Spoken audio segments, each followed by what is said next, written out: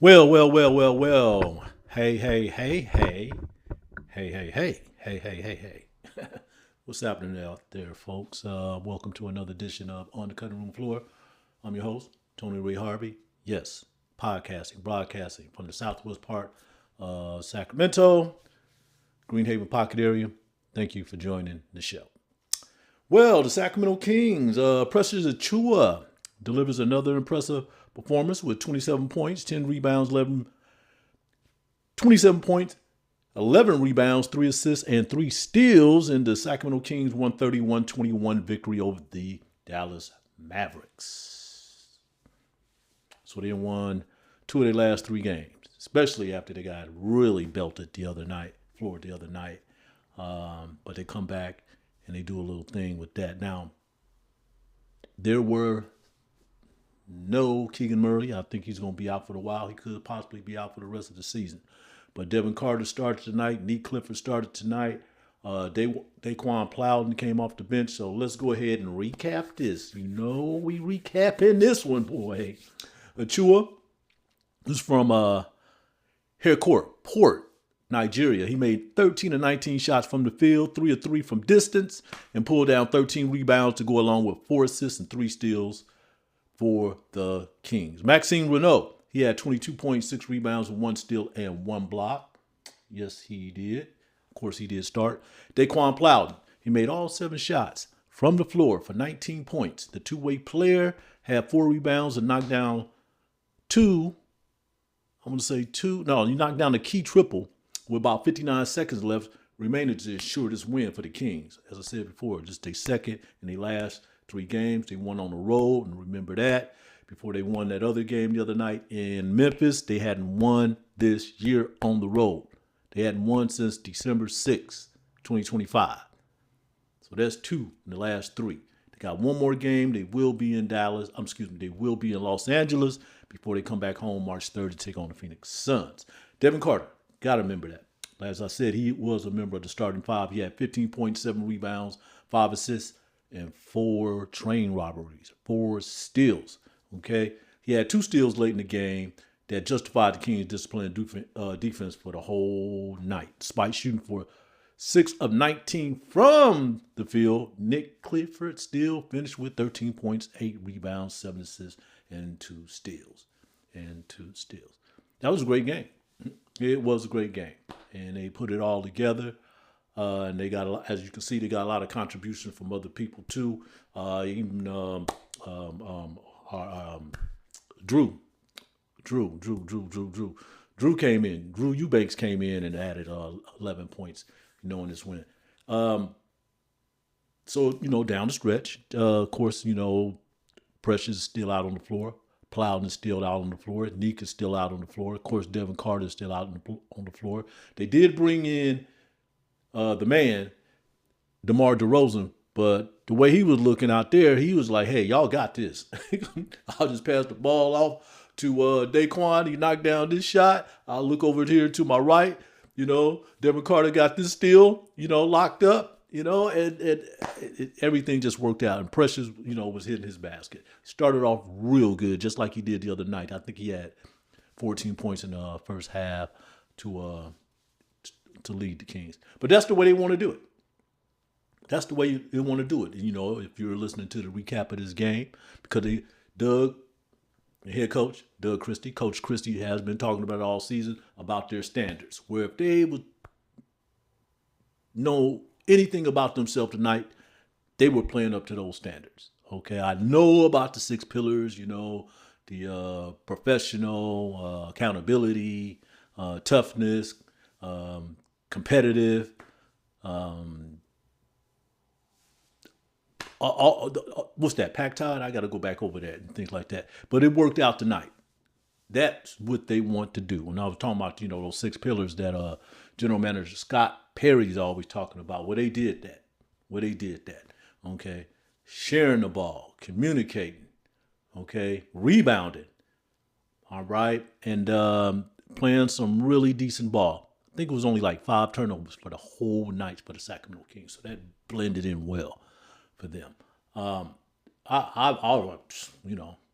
I don't like to use eye all the time, but I always, keep my eye on, what Daeqwon Plowden has been doing.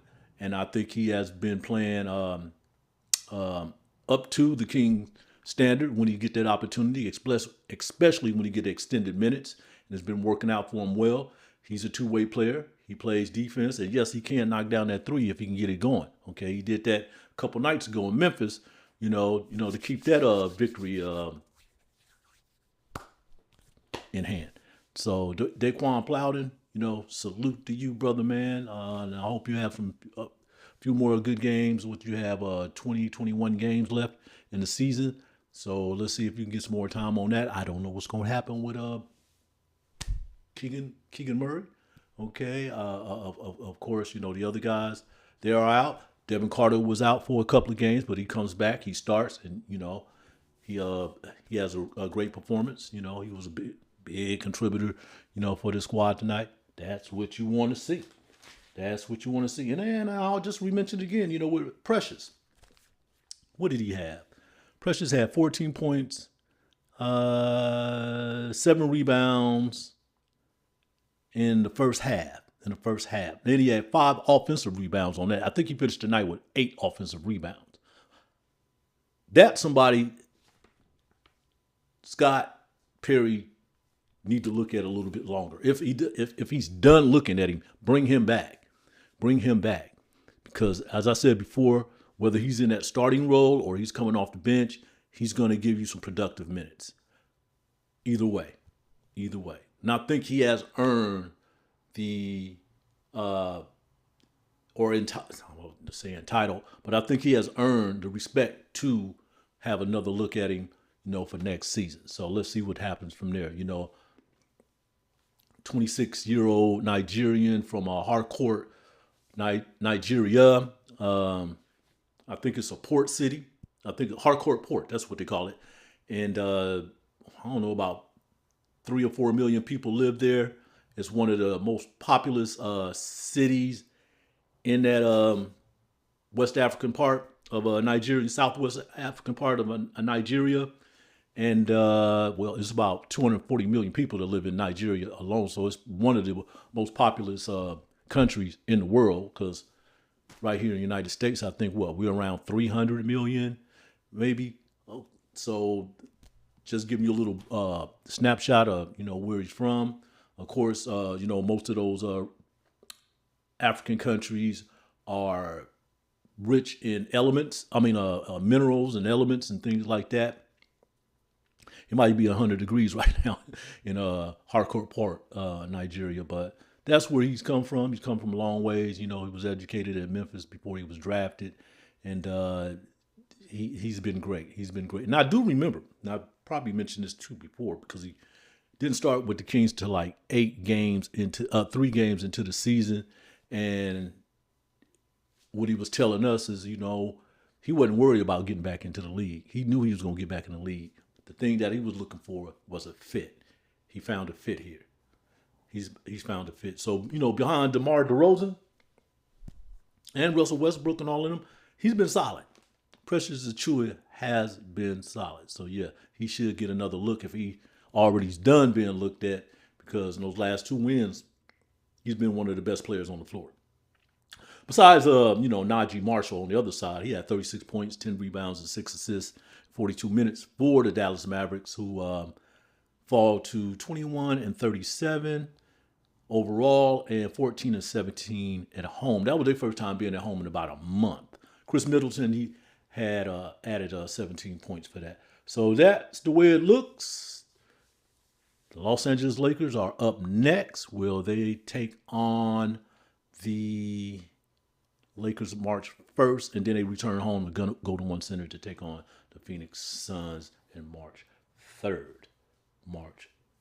So that's what we're looking at. And then, everybody's, talking about these draft positions that the Kings could be in. They're going to get one of the top 3 picks. They still the worst team in the league. Yes, they are. But I was looking thanks to Kevin Gleason at KHTK 1140. I was trying to look and see. I guess it's not picking it up right now, but I thought I had a little run on it, because if the draft was today, and just say if the lottery, fell in the Kings' favor, they would have the number 1 pick. Then the Indiana Pacers would have the number. I think New Orleans is way down at 4th. Brooklyn Nets, they would have the 3rd pick. But that's not how it's going to play out. We still got 21 more games, at least the Kings do, before we figure that part out. The draft, the lottery, is not until early May, and then we'll find that out. And then they have almost a couple months to figure out what they want to do with their picks. And I mentioned also too in the last episode of On the Cutting Room Floor, this team is deep with freshmen. I mean, this draft class, excuse me, folks. This draft class is deep with freshmen. The person who scored 49 points last weekend was Achiuwa from Arkansas. Scored 49 points, and he was a freshman. So, yeah. King's going to get something. But I know what they're looking for. Darren Peterson, he could be number 1 if he's there. Or number 2 if A.J. DeMonson is not picked off the board for number 1 number 1 overall selection. But the Kings probably should look at him if he's there. Take him. 3, Cam Boozer. But who knows? Because in a few days it'll be, we're really already in the spirit of March Madness, to tell you the truth. I know it's, February the 26th. But we're really already in the spirit of that. So things about to pick up here. We got collegiate conference tournaments coming up, and then the big dance will be decided, and then we start seeing those tournament bids all the way up to the Final Four. So we should be seeing some really good basketball coming here in these next couple of weeks, for this next month, without a doubt. So there could be somebody else to pop up in the picture. All right. I know this draft can at least go 12 deep. I know it. So I'm not even going to be, pitching everything else. Because I want to, get a little bit more intel, a little bit more information about where these players are. All right. Don't even know if Darren Peterson is going to, how much more he's going to play. I mean, it seems like it's serious about, this injury thing that's going on with him. And Caleb Wilson, I think he's pretty much out for the season for North Carolina. He's another one. He's going high. I think he'd improved enough where he can go high. I think he something with his wrist or anything like that, but he is injured.